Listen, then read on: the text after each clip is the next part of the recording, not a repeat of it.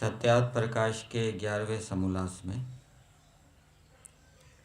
दाता कितने प्रकार के होते हैं ये प्रश्न किया गया है।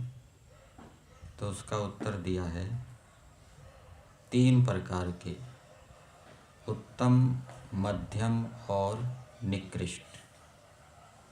उत्तम दाता कौन सा होता है उसका बताया। उत्तम दाता उसको कहते हैं जो देश, काल और पात्र को जानकर सत्य विद्या, धर्म की उन्नति रूप परोपकारार्थ देवे। तो यहाँ पर बताया सत्य विद्या की यदि उन्नति की जा रही है तो ये परोपकार हो रहा है। धर्म की उन्नति यदि की जा रही है तो ये परोपकार हो रहा है। सत्य विद्या की उन्नति को परोपकार कहा गया है, धर्म की उन्नति को परोपकार कहा गया है। तो जो सत्य विद्या की उन्नति के लिए, धर्म की उन्नति के लिए अर्थात इस प्रकार के परोपकार के लिए देवे, देश, काल और पात्र को जानकर उसको उत्तम दाता कहते हैं। मध्यम वह है जो कीर्ति व स्वार्थ के लिए दान करे।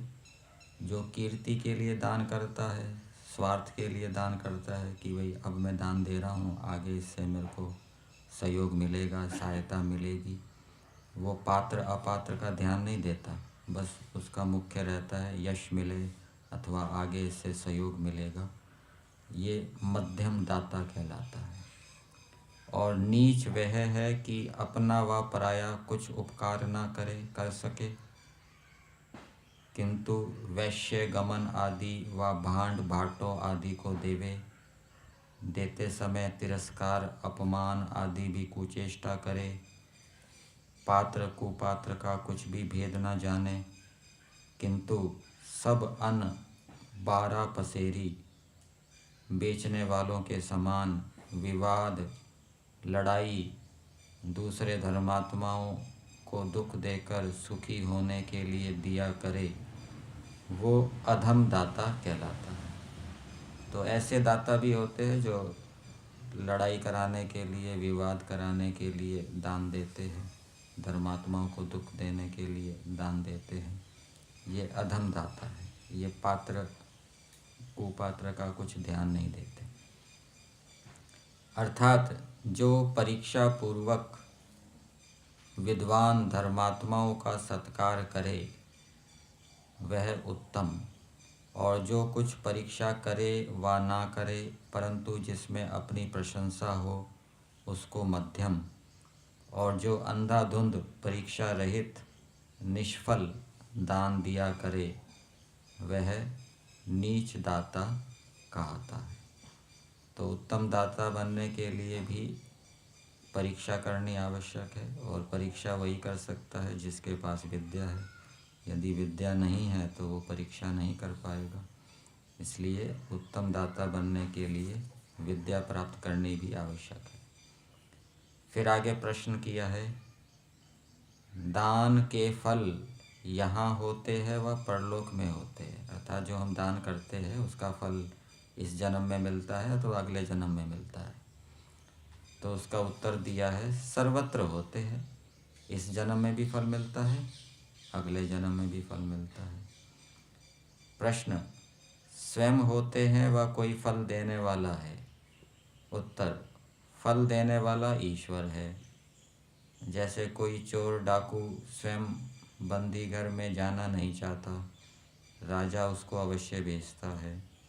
धर्मात्माओं के सुख की रक्षा करता, धर्मात्माओं के सुख को भोगाता, डाकू आदि से बचाकर उनको सुख में रखता है।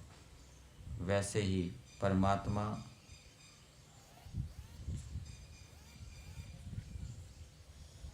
ये राजा का काम है, राजा के बारे में बता रहे हैं। जैसे राजा चोर डाकू, ये राजा चोर डाकुओं को बंदीगर में बेचता है, धर्मात्माओं के सुख की रक्षा करता है, भुगाता है, डाकू आदि से बचाकर उनको सुख में रखता है। वैसे ही परमात्मा सबको पाप पुण्य के दुख और सुख रूप फलों का यथावत भुगाता है। फिर प्रश्न किया है, जो ये गरुड़ पुराण आदि ग्रंथ हैं, वेदार्थ व वेद की पुष्टि करने वाले हैं व नहीं? तो ये गरुड़ पुराण आदि जो ग्रंथ हैं ये वेदार्थ करने वाले नहीं हैं। वेदार्थ करने वाले तो ब्राह्मण ग्रंथ हैं, ये वेद की पुष्टि करने वाले नहीं हैं। तो इसका उत्तर दिया है यहाँ 11वें समूलास में, नहीं, किंतु वेद के विरोधी और उल्टे चलते हैं। कौन? ये गरुड़ पुराण आदि। तथा तंत्र भी वैसे ही हैं, जैसे कोई मनुष्य एक का मित्र सब संसार का शत्रु हो, वैसा ही पुराण और तंत्र का मानने वाला पुरुष होता है, क्योंकि एक दूसरे से विरोध कराने वाले ये ग्रंथ हैं। इनका मानना किसी विद्वान का काम नहीं, किंतु इनको मानना अविद्वता है। यही तो।